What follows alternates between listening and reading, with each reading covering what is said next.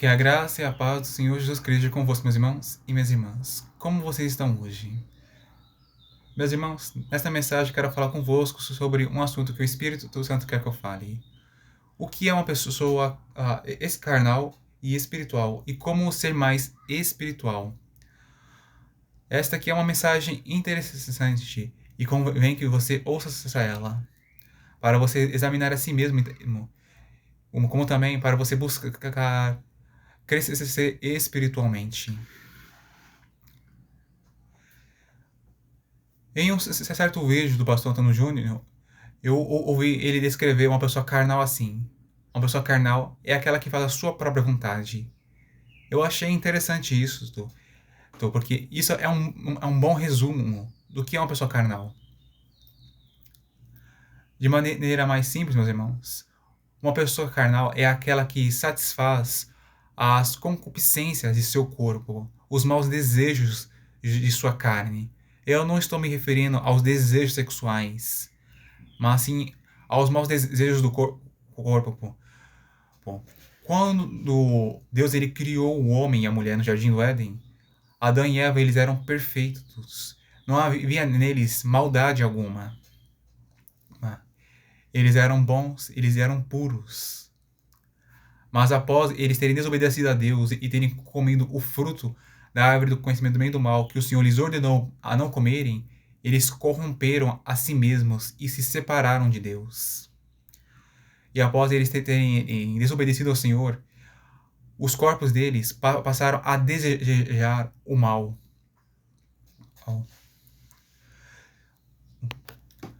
Passaram a, por exemplo, desejar amaldiçoar, a maltratar, a agredir com atos e palavras, a mentir, a enganar, passaram a desejar a omitir e coisas assim.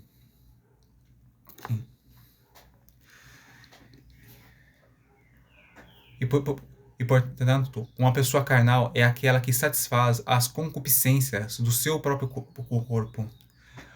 Por exemplo, uma pessoa ela deseja ver o que ela não deve ver. E ela olha. Ou então, as mãos dela desejam, por exemplo, trabalhar contra o seu próximo. E ela faz. Ou então ela corre e para o mal. Ou ela ouve coisas que ela não deveria ouvir. A pessoa está satisfazendo o mal de seus olhos, de seus ouvidos, de suas mãos e de seus pés.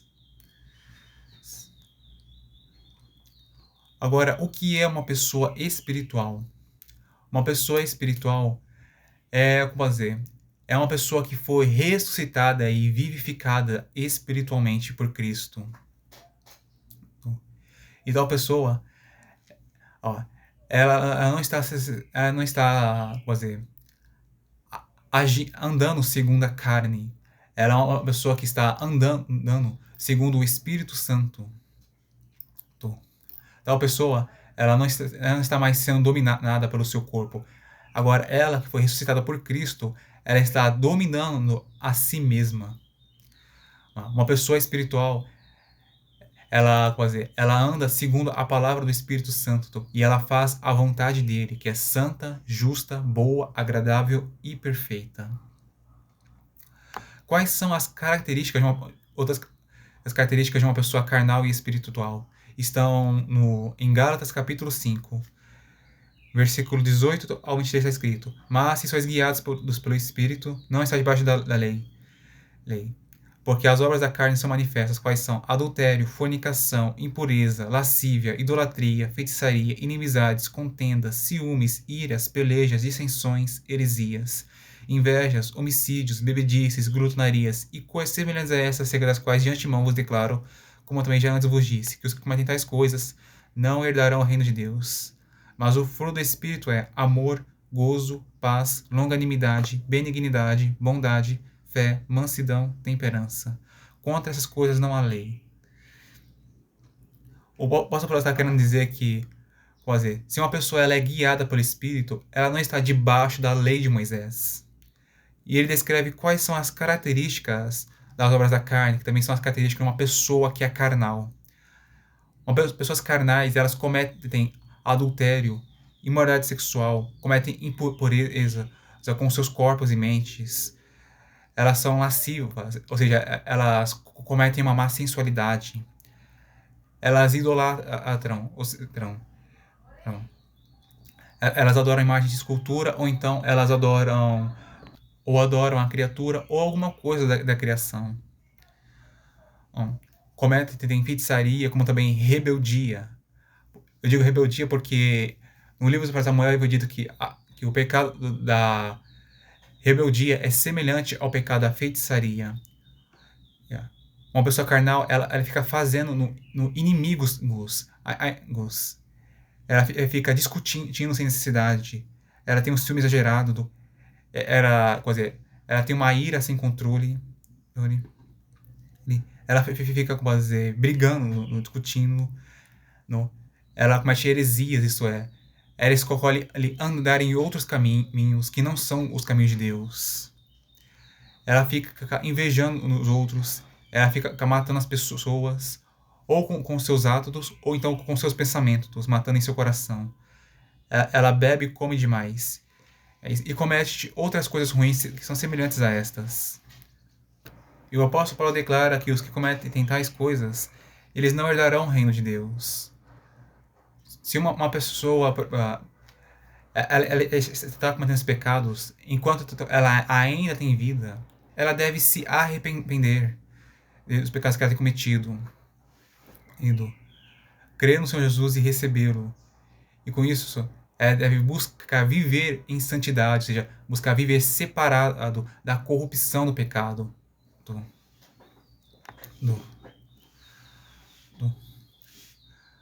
E dando continuidade aí no versículo 22, o apóstolo Paulo descreve os frutos do Espírito, que também são as características de uma pessoa que é espiritual. Mas o fruto do Espírito é amor, gozo, paz, longanimidade, benignidade, bondade, fé, mansidão e temperança. Uma pessoa que é espiritual, ela tem o Espírito Santo dentro de si. E ela demonstra os frutos do Espírito. Ela é amorosa.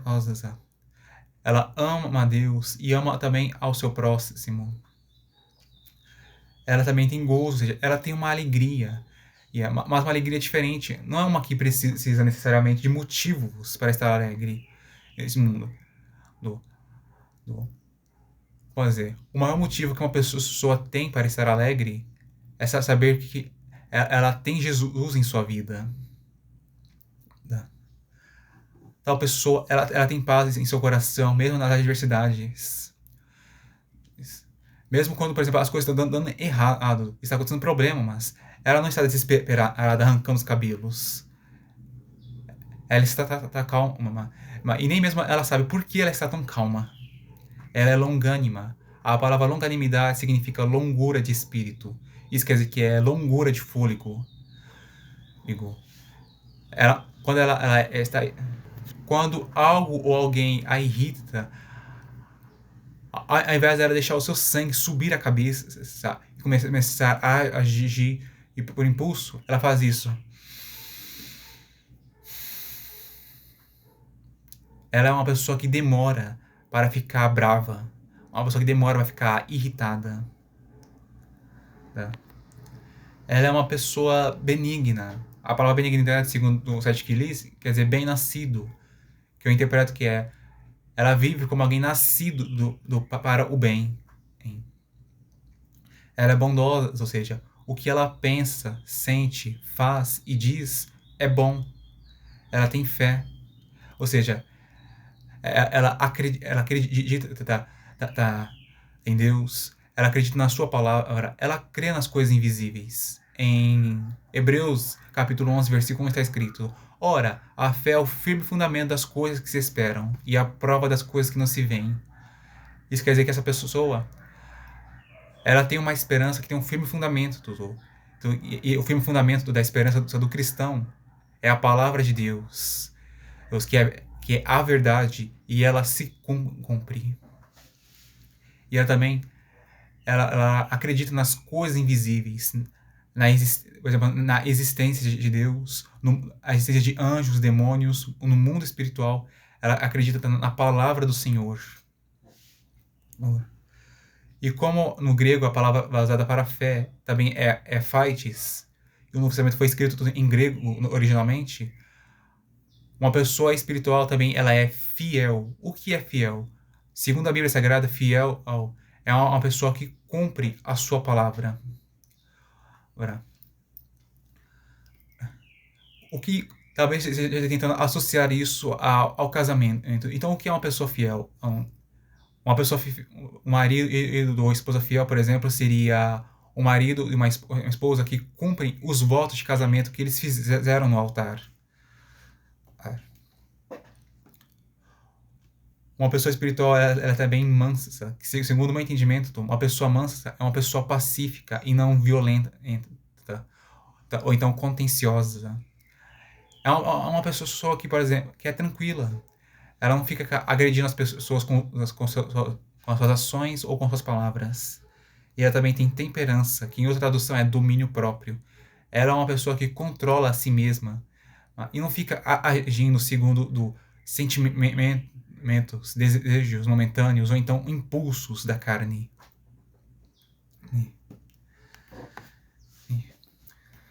Como uma pessoa, ela pode ser mais espiritual? Eu lhe digo que é praticando coisas espirituais. Por exemplo, orar, ler a Bíblia Sagrada, guardar as palavras dela e meditar nelas, adorar o Senhor, louvar a Ele, lhe dar graças, glória, servir a Ele e obedecê-lo e outras coisas semelhantes a estas. Praticando esses atos, uma pessoa ela será mais espiritual e menos carnal. E como você pode evitar ser carnal?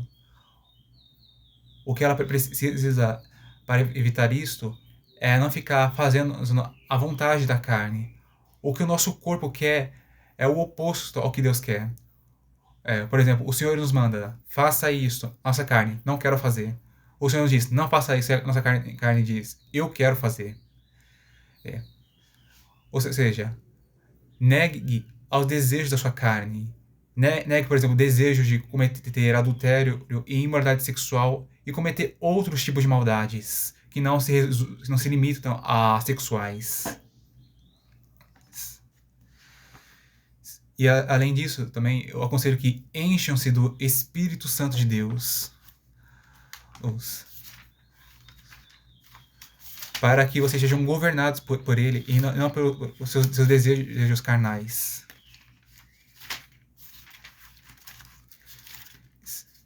E como nós podemos encher no Espírito Santo, eu já fiz um vídeo sobre isso, falando sobre esse assunto. E neste vídeo eu quero falar um breve resumo disto. Em Efésios capítulo 5, versículo 18 a 21. E não vos embriagueis com vinho em que há dissolução, mas enchei-vos do Espírito, falando entre vós em salmos e hinos e cânticos espirituais, cantando e salmodiando ao Senhor no vosso coração, dando sempre graças por tudo a Deus, ao nosso Deus e Pai, em nome de nosso Senhor Jesus Cristo, sujeitando-vos uns aos outros no temor de Deus. Para nos enchermos do Espírito, segundo esses versículos, temos que falar louvores, porque o louvor ele atrai a Deus. Temos também em agradecer, fazer boas obras em nome do Senhor Jesus Cristo. Temos também em nos sujeitarmos às autoridades superiores, sermos humildes, porque uma pessoa humilde, ela se sujeita à autoridade, mas uma pessoa soberba, ela não obedece às autoridades. Diz. E também nós temos que temer a Deus, isto é, odiar o mal. Se nós fizermos essas coisas, nós atrairemos a presença de Deus e nos encheremos do Espírito Santo do Senhor. E por consequência, seremos mais espirituais e menos nos carnais. E também agradaremos mais ao Senhor e viveremos melhor esta vida. Como também poderemos ter a esperança de estar no céu. Não por causa de nossas obras, porque ninguém é salvo pelas suas boas obras. As pessoas são salvas pela sua fé. Uma pessoa, ela tem que obedecer a Deus, obedecer ao Senhor Jesus, por amor a eles. Porque isto é uma prova de que uma pessoa, ela verdadeiramente ama ao Senhor. O Senhor, ele quer que haja em seu reino homens e mulheres que o amem e o querem. Uma coisa que eu quero dizer é que não estou dizendo para você obedecer às leis do Antigo Testamento, às 613 leis. Parte daquelas leis foram abolidas por Cristo. Isso está escrito em uma certa epístola do apóstolo Paulo. Então, quais mandamentos nós devemos guardar? Nós devemos guardar 9 dos mandamentos. Não terás outro Deus diante de mim, não farás para ti imagem de escultura, não tomarás o Senhor teu Deus em vão, honra teu pai e tua mãe, não matarás, não adulterarás, não furtarás, não dirás falso testemunho, não cobiçarás. Por que eu não citei o sábado? O motivo é porque esse mandamento é obrigatório para Israel e não para a igreja.